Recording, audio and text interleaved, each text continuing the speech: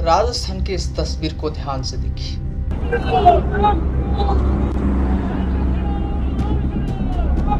तीन छात्र, नीचे सैकड़ों लोग, चारों ओर पुलिस और बीच में एक ऐसी खामोशी जिसे कोई समझ ही नहीं पा रहा था। हर गुजरते मिनट के साथ खतरा बढ़ता जा रहा था। अगर उनका एक भी कदम फिसलता तो यह प्रदर्शन कुछ ही सेकंड में एक बड़े हादसे में बदल सकता।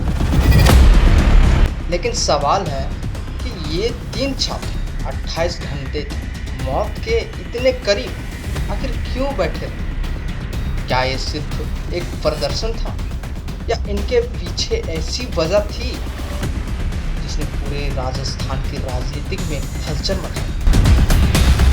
इस कहानी का हर मिनट सस्पेंस से भरा है और आखिर में जो हुआ उससे पूरे राज्य का ध्यान अपनी ओर खींच लिया।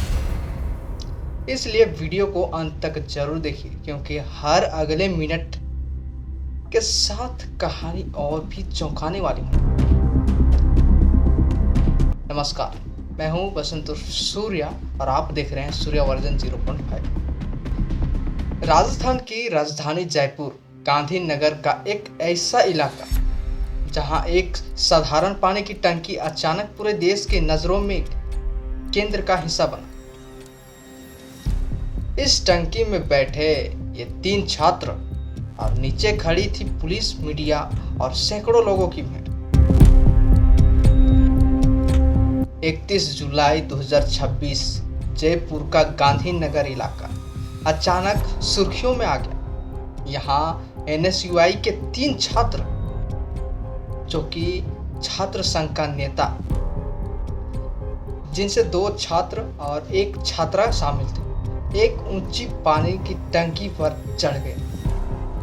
नीचे पुलिस थी, ऊपर प्रदर्शनकारी और बीच में पूरे राज्य की नजर। शुरुआत में लोगों को लगा कि यह कुछ घंटों तक विरोध होगा, लेकिन समय बीतता गया।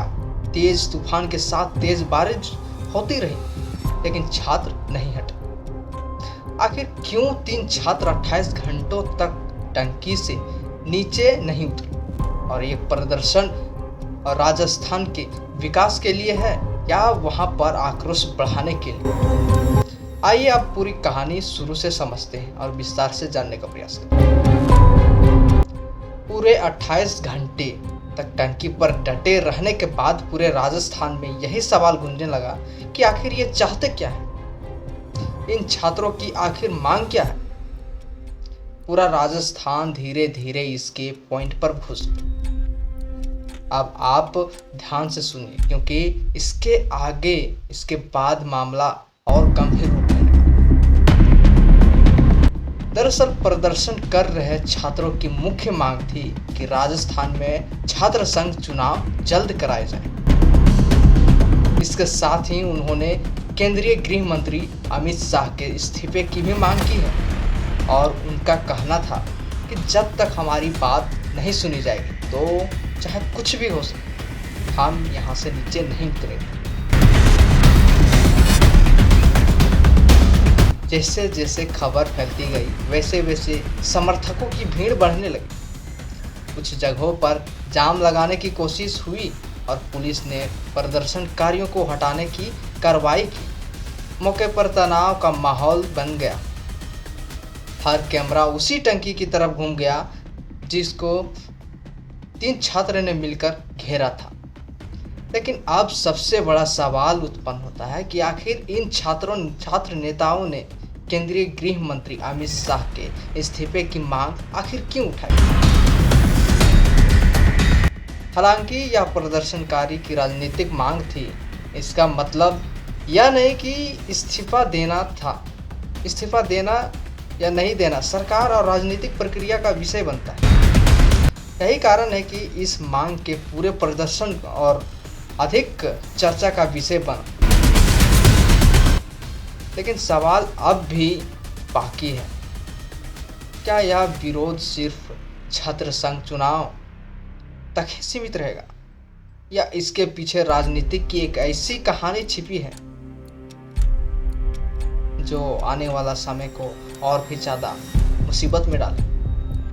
हर आंदोलन के पीछे एक वजह होती है, लेकिन सवाल यह है कि क्या अपनी जान जोखिम में डालकर विरोध करना सही तरीका है, या फिर किसी लोकतांत्रिक मांगों के लिए कोई दूसरा रास्ता बेहतर हो सकता था। आप लोग अपनी राय में कमेंट में अपनी अपनी राय जरूर बताएं और ऐसे ही सच्ची और चर्चित घटनाओं की डॉक्यूमेंट्री देखने के लिए हमारे चैनल को सब्सक्राइब एंड फॉलो जरूर करें।